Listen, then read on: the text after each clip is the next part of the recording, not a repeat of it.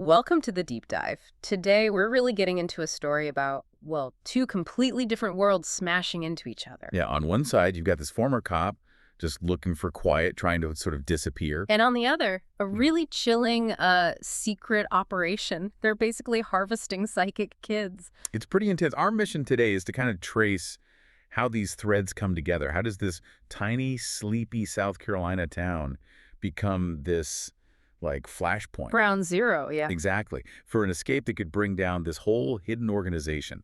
We've got sources detailing, everything from old school clock winding jobs to some really disturbing future tech and moral calculations. Okay, let's start with the guy trying to escape his past. Tim Jameson, ex-Sarasota PD. Right. Until this one incident, a really bad one. He fired his sidearm, someone got hurt, and then the breathalyzer. Yeah, he blew a .06. Which is key, right? Because it's just under the legal limit in a lot of places. Exactly. It's this fascinating detail. He wasn't legally drunk, but it was close enough, It speaks volumes about maybe where his head was at. He wasn't running from jail time, necessarily. More like the weight of it all. Yeah, the moral fallout. He just wanted the lowest stakes possible. Total anonymity. So he just starts hitchhiking north, trying to leave Florida, leave the trauma behind. And there are these little moments, right? Like a stranger giving him $10 for gas. Is Kellerman, yeah? These small acts of kindness that really stand out against the organized cruelty he's about to stumble into. And eventually that road leads him to Dupree, South Carolina. Described as damn near no track. Like you said, straight out of a country ballad, a few warehouses, Bev's Eatery. That's about it. Pretty remote. Very. Yeah. And he gets this job, the night knocker. Sounds almost old-fashioned, but it's tough work, isn't it? Oh, yeah. Pure physical grind. Walking 4 circuits of the town's business district. That's, what, almost 13 miles a shift? 13 miles every night, winding this old time clock. Deputy Gullickson apparently joked it was cutting-edge tech for 1946. Yeah. And this guy, Jameson, he's a former decorated cop taking this job that requires basically zero thinking. It just reinforces his whole mission, right? To be invisible. We hear about him meeting the sheriff, John Ashworth, the deputies. Everyone seems a bit worn down. Isolated, like the town itself. And the place he stays, the Dupree Motel, it just adds to that feeling, doesn't it? Totally.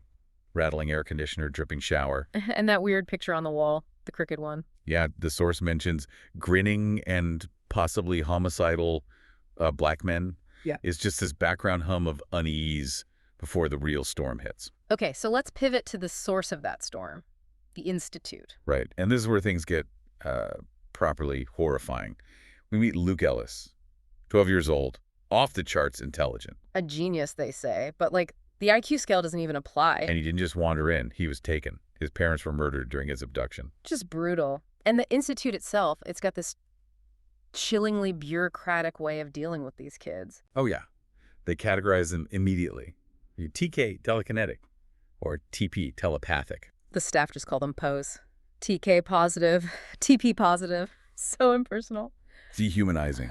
And Luke, at first, they think he's a pink, just an ordinary kid, which turns out to be wrong. And then there's this obsession with medical data, BDNF scores. Brain-derived neurotrophic factor. Yeah.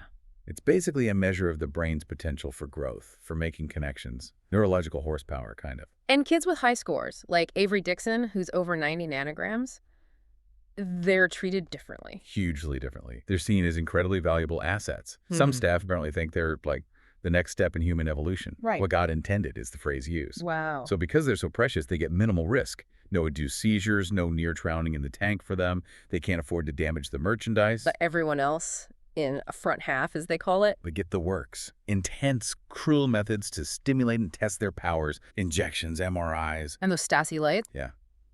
Named after the East German secret police, apparently.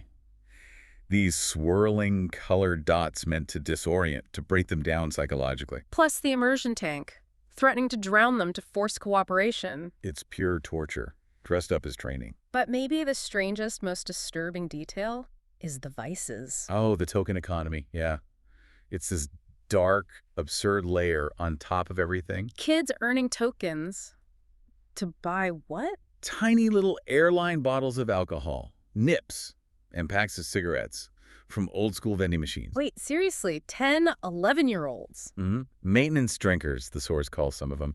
It's utterly sickening. Why would they allow that? Control, maybe, a perverse kind of normalization. Keep them docile, focus on these small, messed-up rewards within this completely insane system. It's hard to fathom the psychology, but it points to just how calculated the whole environment was. So what's the end game for these kids if they survive front half? The goal is to move them to back half for active service, Which means using their psychic abilities essentially as weapons. Psychic drone work, maybe eliminating targets identified as future threats.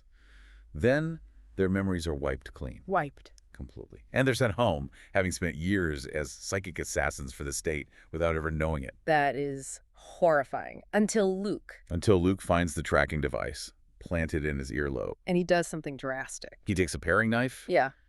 and cuts it out himself. An incredible act of just desperate self-preservation. Painful. And then he escapes. On a fence. Yeah, gets caught, has to wrench himself free. It's brutal. But he makes it out, finds a rowboat, the SS Pokey, The pokey? Okay. and eventually hops a freight train. Train 99956, heading south. He didn't do it entirely alone, though. There was help. Right, a housekeeper, Maureen Elverson. She was sympathetic, gave him the escape route. She paid a price for that, didn't she? She's found dead later, called a suicide, but given the circumstances, murder seems just as likely. Snitching on the Institute was a death sentence. Which just shows their reach, Yeah. their ruthlessness. Absolutely. And this train, it leads him straight to Dupre. Straight to Tim Jameson. Exactly. This is the collision point. Yeah. Tim finds this injured, exhausted kid on the train. And almost immediately, they run into the Institute's network. Yeah, the motel owner, Norbert Hollister, he recognizes Luke. Turns out he's a stringer. A stringer. Like an informant. Yeah, part of their nationwide network. Low-level people, cops, hotel staff, keeping an eye out. Hollister alerts them. But Tim, Yeah. the guy who wanted no trouble, he steps up. He does. He feels protective. Takes Luke to the sheriff's station to Ashworth. And that move triggers the alarm bells back at the Institute. Big time. Mrs. Sigsbee, Dr. Evans, the people in charge, they dispatch an extraction team immediately, heavily armed. Gold team, or Ruby Red, they call them. On a private jet, straight to tiny Dupre, South Carolina. The cavalry is coming. But why do Tim, and maybe more importantly, Sheriff Ashworth, actually believe Luke's wild story? Psychics, kidnapping. It sounds insane. It's Luke himself. His abilities seem amplified, maybe by the trauma.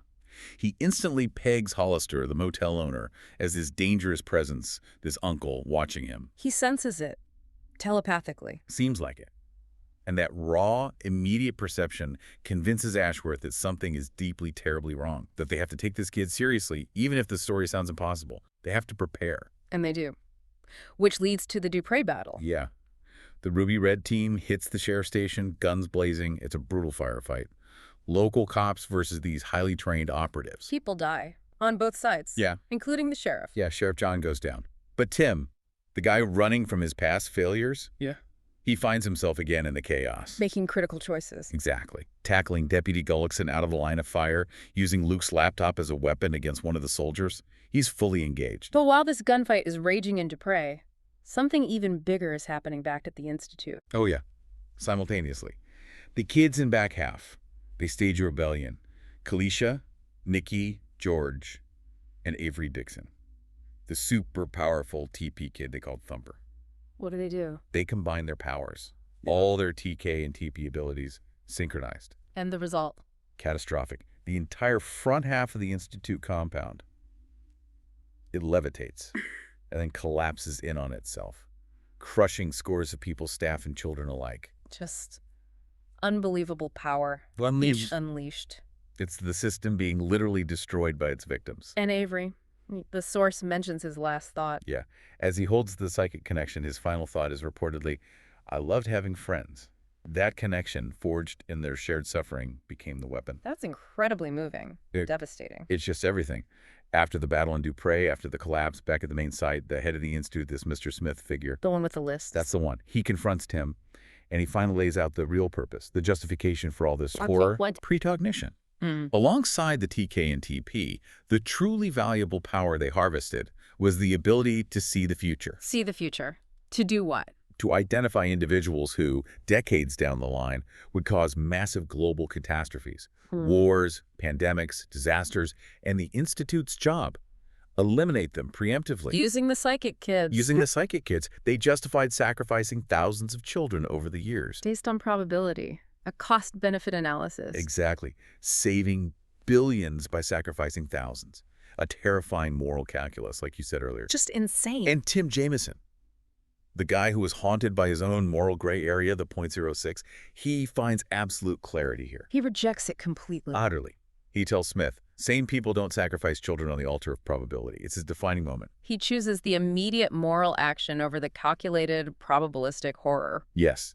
And he uses the leverage he has, the captured Institute operatives, Sigsbee and Evans, to secure the lives of Luke and the other surviving children. She trains the captured leadership for the kids. So the ordinary man finds his purpose, helps the extraordinary children bring down this whole conspiracy. It's quite the convergence. And think about it. The Institute was obsessed with knowing the future, right? Using precogs to control outcomes. Yeah. But what actually brought them down? It wasn't knowing the future. It was that collective psychic push from the kids in back half, driven by this realization. What you did for yourself gave you the power. Exactly. Acting in the present moment, together, not waiting for a predicted future. So it leaves you thinking, doesn't it? What's the greater power? Knowing what might happen decades from now. Or having the courage, the moral clarity, to choose what's right, right now, even when the odds seem impossible, even when the future is uncertain. Is it about prediction or is it about action, compassionate action in the present? Definitely something to consider as you go about your day. Thanks for diving deep with us today. We'll see you next time.